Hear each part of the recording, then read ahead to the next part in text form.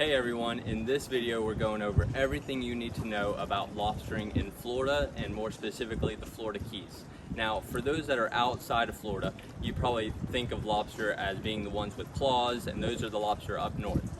Here in Florida they don't have claws, and you can actually go out by yourself as a resident or somebody visiting Florida, and you can go out lobster by yourself or with your family. Now up north, what they do is they usually have commercial boats and the traps that they pull up the lobster with. Here in Florida, you can either dive down and catch them yourself, or if you're into commercial lobstering, you can have a commercial boat and the traps that go down and you can catch the lobster that way. But here in Florida, here's all the gear that I would say would be the best things to have when you're lobstering here in Florida. So let's get started. So first off, you have these two most vital instruments for lobstering. This is called a tickle stick, and what a tickle stick is used for is when you go down and you're diving down and you see antennas, meaning the lobster's antennas, you can go down and put the tickle stick down in the hole, and then you move the tickle stick around to make the lobster come out. Once the lobster does come out, you can use your net to go behind the lobster and scoop them up. Now, lobster also, they have that tail that if they get scared, then they'll slide back. And so that's why you want to make sure that your net is behind them to scoop them up and not in front of them or off to a side. So that's first off, two vital pieces of the equipment. Next, if you find a great place to lobster, you find a hole with a lot of lobster in it, or maybe you're around a bridge and you see that there's a lot of lobster, you might have a lobster bag that you might keep with you when you go down. And so how it works is that you have gloves, and you use those gloves to put the lobster inside of the lobster bag, and once they're inside, they can't come out. You see that little flap? So that means that they'll stay inside the bag. And then also when you get it up to the boat, then you can take this end and this zipper, you can open it wide open to where the lobster will come out, and then you can put them in the cooler. Is having gloves. Now these waters, there's rocks, there's red coral, there's really stuff that could hurt your hands. So if you wear gloves, any rocks that you touch, you don't have to worry about hurting your hands. Next thing is if you are spotting for holes, meaning that you're in a boat and you're driving around and you see a hole, you can have what's called a buoy and some weights at the bottom, to where when you see the hole in the water, you can throw this overboard and keep track of where the hole is. Here in Florida, you have two parts, either Atlantic or Gulf. The Gulf is going to be significantly more shallow, so you can really just dive down easy and lobster. If you're on the Atlantic side, you're diving down a lot further. Gulf, it's about maybe anywhere from 5 foot to 12 foot. In Atlantic, it could be anywhere from 10 foot to 30 foot and so on. So if you're diving down on either side, Gulf or Atlantic, you probably want to have some type of flippers so you can get down to the floor very easily. And so these are some examples of flippers, and these are booties. So booties, you wear them on your feet, and this protects you from getting any type of toes getting hurt or your ankle getting any type of blood blisters. So this, I would highly recommend getting some booties.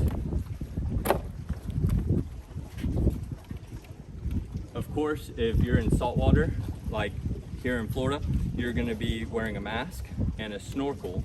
And what you do is you put this mask on, and when you come back to the surface of the water, you can breathe through this snorkel. So this is really essential to dive anywhere. If you're diving around anywhere with a lot of boats, so a lot of boat traffic or bridges, anywhere that you want to make sure that other boats or other people see you, that you have some type of buoy with a flag on it. So this means that you're in the water underneath and to look out for you, okay? So they don't run you over. That's pretty much it. So what we're going to do is put all this stuff in the box, in this little easy carry around box, and then you can put this on your boat, and then it's very easy to put on the boat and take off the boat, and so you're all good to go lobstering. Once you have the gear on the boat, you want to make sure that it's nice in a corner or somewhere out of the way, so then people don't trip over it or fall. Something else that I'd like to mention is that on your tickle sticks, you should make sure that you buy them where they have a measuring stick on them, or you can buy them where they're attached as like a separate little tool. But on this, it's very handy. It comes in right here, and then it also shows the 3-inch, and that's how long the lobster needs to be. So when you're in the water, you're messing around, you have gloves on, and you measure them. You have to make sure that they're legal underwater. So then when they're legal, then you can bring them up to the boat. And what I recommend is on the boat, you have another official set of measuring tool to where you measure them twice and make sure that they're the right size. The last thing you want to do is get pulled over. So once you bring the lobster on the boat, you want to make sure that you have a place to put them, right? So you can either put them in a live well if it has running water, and that'll keep them alive, or you can find an ice chest or some place on your boat that's a cooler, and make sure that you have ice in there and you put the lobster on ice. I recommend putting it in an ice cooler just because they die quicker, and that means that less hormones get to the meat. Two more things is, one, you have to make sure that you have your saltwater fishing tag, so you make sure that you have that license that's valid. And the second thing is that lobster specifically have an additional cost, so make sure that you get both the saltwater license and the lobster tag.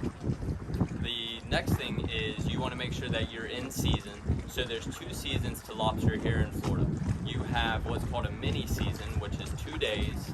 It's the last Wednesday and Thursday in July every single year, Wednesday and Thursday in July.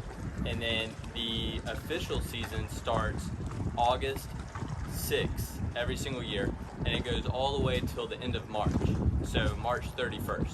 So it's a very long lobstering season, and all throughout that time you're free to lobster and travel around the Florida Keys. Make sure to subscribe to this video if you got any value at all, and I hope to see you down here.